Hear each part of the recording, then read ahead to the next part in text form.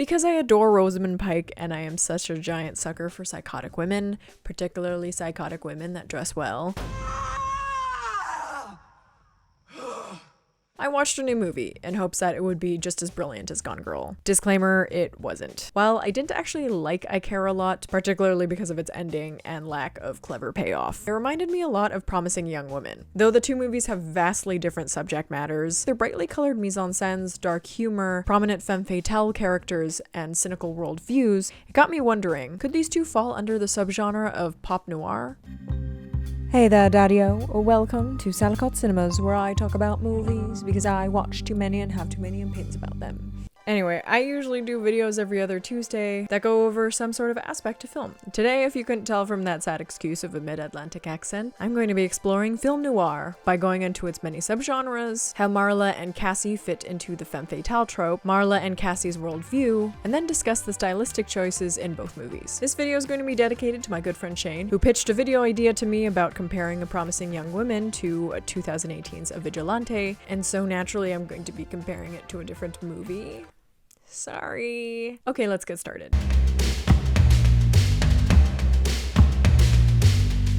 Before any of this sounds really overwhelming with jargon, it's important to note that thematically, all these subgenres are the same. They more or less have the overarching themes of moral ambiguity, revenge, and a pessimistic worldview. It is also worth noting that there's a ton of disagreement within critics of whether or not noir is even a genre in and of itself, and also what movies even count as a noir. Ironically, when noir first made its appearance in the 40s, they were considered melodramas and B-movies, and not worthy of elite critiques. But thanks to good old nostalgia, we now have a lot of pretentious gatekeeping. But hear me out, because I do make a case for my reasoning. Film noir is a term first coined by French critic Nino Frank to retroactively describe stylized Hollywood crime dramas from around the 40s and 50s. It had heavy influences from German Expressionism with its low-key lighting with heavy contrasts and were a reflection of society's anxieties of life after World War II. It uses an abundance of disorienting shots like low and Dutch angles, flashbacks and first-person narration, as well as the tropes, the jaded private eye, and the femme fatale were also considered to be hallmarks of the noir. The plot generally centers around a heist, con game, or adultery ending in a murder scheme.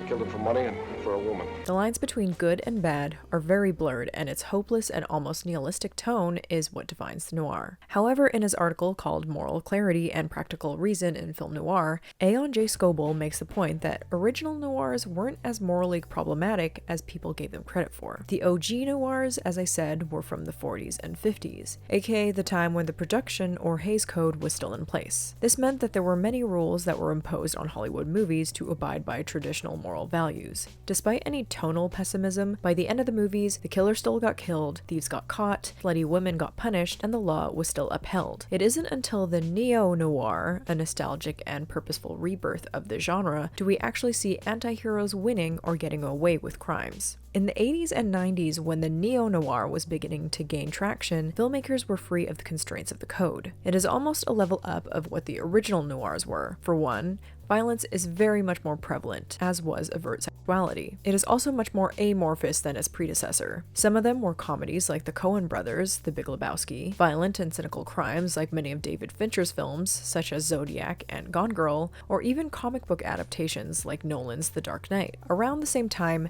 neon noir was starting to gain popularity, with its similarly dark cinematography that had accents of neon lights into the mix. Some notable examples are 1981's Thief and arguably the John Wick series, as well as Atomic Blonde. On top of its easily recognizable aesthetic, the neon noir also makes itself known with its very loud synth soundtrack and score. If you know me in real life and are watching this, you should have deduced by now that noir, with all its nihilistic babies, is probably my favorite genre of all time. The main differences between the many different noirs are mostly stylistic, and how they use their mise-en-scènes to emphasize the film's worldview. Other noir classifications include tech noirs, western noirs, horror noirs, and today I bring you the pop noir, but I will get more into that later.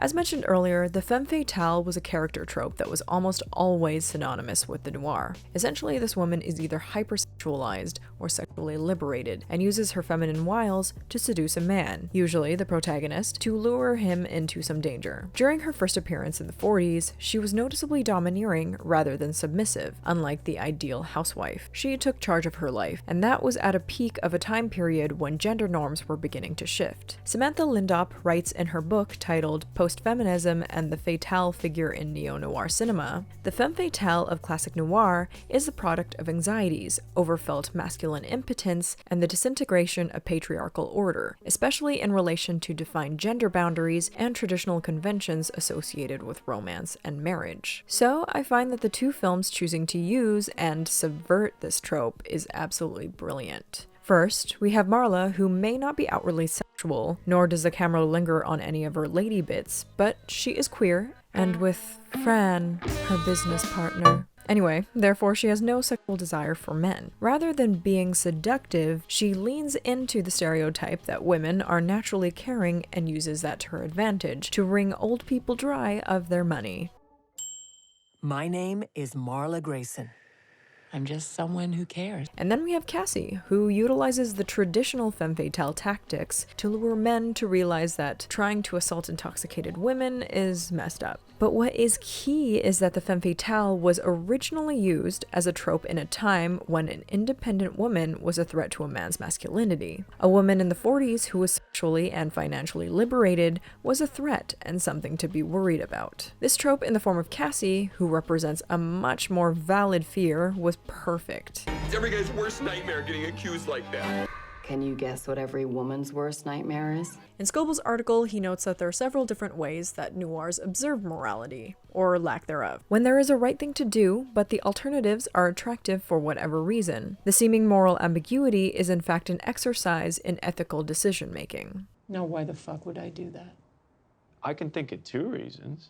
One, it is the right thing to do, but I doubt that means anything to you. Multiple times, Marla expresses how disillusioned she is by the American dream. Working hard and playing by the rules in order to succeed is a lie in her eyes, and that is her worldview. I think with it driving the narrative that if you want to succeed in life, you have to play dirty, the ending should have been to emphasize that. Instead, they have the man that Marla screwed over in the beginning of the movie shoot her last second. It almost felt like Code Era Noir, where the lawful good executes the femme fatale. She did still have her moment, and she did technically win. She dies after she starts her senior exploiting empire with Mafia Dinklage. Of course, we as the audience don't want her, or anyone for that matter, to win because every character in this movie is so shitty. But her getting shot didn't feel the least bit satisfying. Cassandra, on the other hand, falls under a different category that Scoble observes in noir. There can be something morally edifying about fictional portrayals of morally flawed characters, if the right sorts of things happen. In other words, though what Cassie is doing is morally questionable, her reasons why is what entices us to stay to be guided through her experiences, to see how far she goes, and to see what we learn from her story. She targets men every other night, pretends to be drunk, lures them into a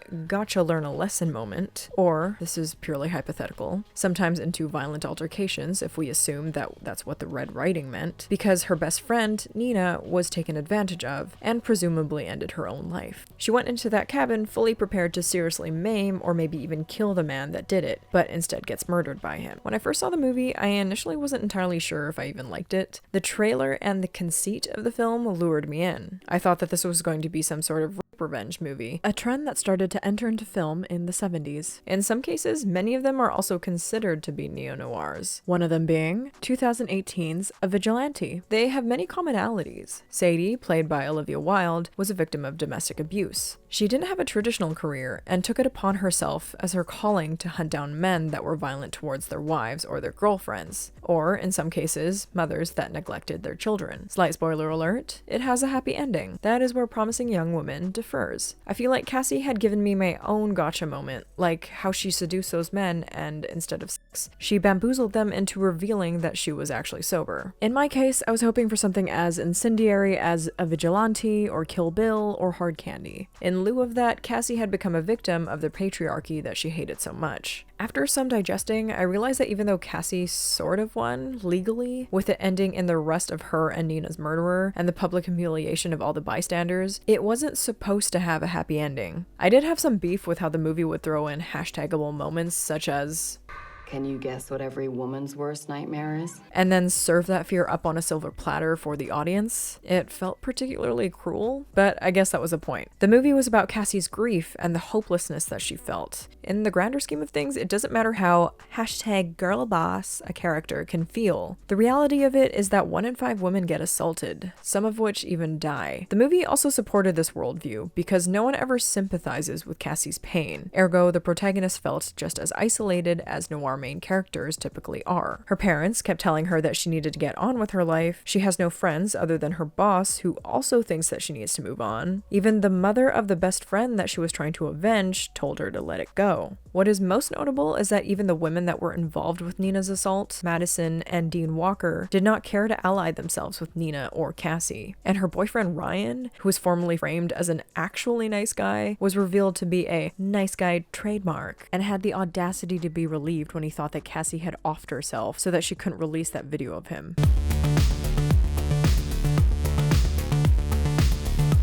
Full disclosure, I could not for the life of me find any sources about pop noir. The only evidence of it being an already existing term that I could find of it was on Mubi, a streaming service made for cinephiles, which suggested that they were more or less noirs that were filmed during the day. So forgive me if you're an actual film scholar and I am completely wrong, because this is purely my own analysis from here on out. If we were to look at the color palettes of both films, there are very little elements that coincide with traditional noir, though it should be noted that both utilize Dutch angles and have dark lighting at the appropriate moments. Like how classic noirs utilize its cinematography, production design, and gritty dialogue to emphasize their pessimistic worldview, I would argue that these two films do the same thing, just differently. The baby blues, the bubblegum pinks, the soft lighting, and promising young women could be coded as non-threatening or cutesy. While Cassie is very deadpan and sarcastic, she is overall amusing, and the film is littered with dark humor. But that is the point. It's meant to give us a false sense of security. This coincides with how Cassie felt safe in her med school because she had a female dean, only for her to realize that no one would back her or Nina or any of the female students if they were attacked by a promising young man. This is also the case for how Cassie thought Ryan was different, only to be hit with a video that showed that he was the exact kind of person that she was trying to fight. Even though Cassie seemed to be in control in the cabin,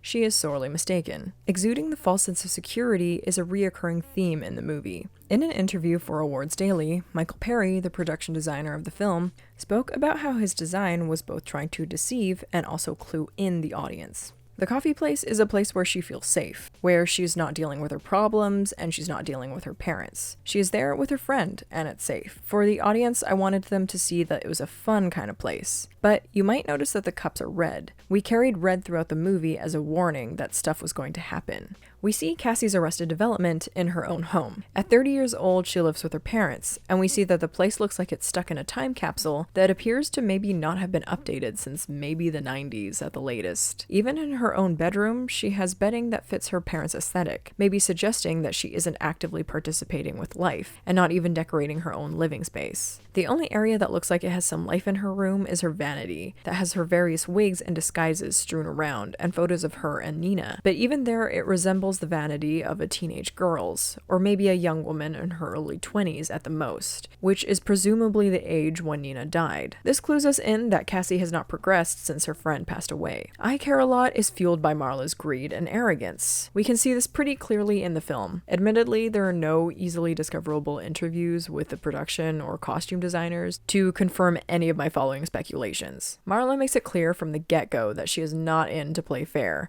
Playing fair is a joke invented by rich people to keep the rest of us poor.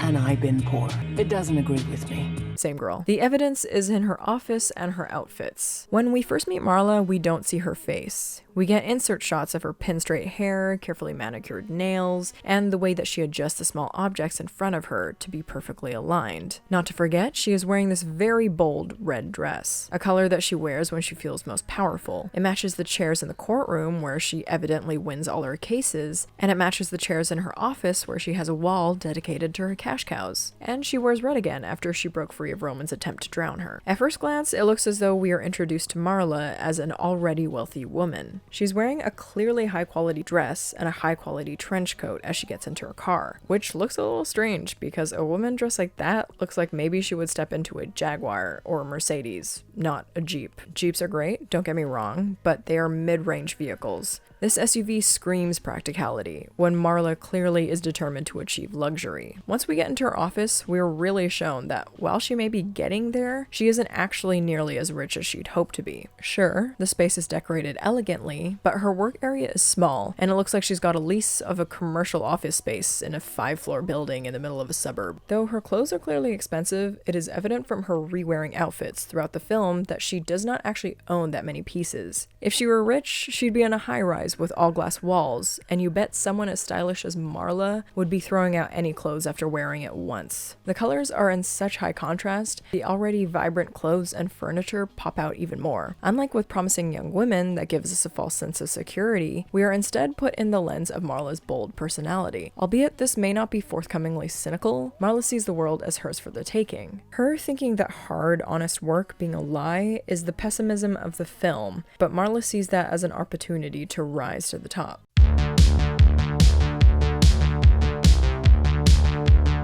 So what do you think? Do these two count as pop noir? Is pop noir even a thing? Like I said earlier, there's a ton of disagreement within the film community of what even counts as a regular noir. Personally, I feel like the two movies' views on morality fit perfectly into the genre, but I mean, I'm not an authority figure on this at all. But I do genuinely want to know what you think, so let me know in the comments down below. Thanks for watching this video. Again, this is dedicated to my friend Shayn, who has been so supportive of this channel. He spams my videos everywhere. There's a link down below to his GoFundMe to help support a project that he is working on. There are also some links down below for some resources and organizations that help support the Asian American and Asian Canadian communities, particularly the elderly in this time of rising attacks. And don't forget to look for ways to help your own local Asian community. Anyway, on that note, I'll see the 4 of you that watch till the very end of every video next Tuesday. I see you in my analytics, and I love you the most.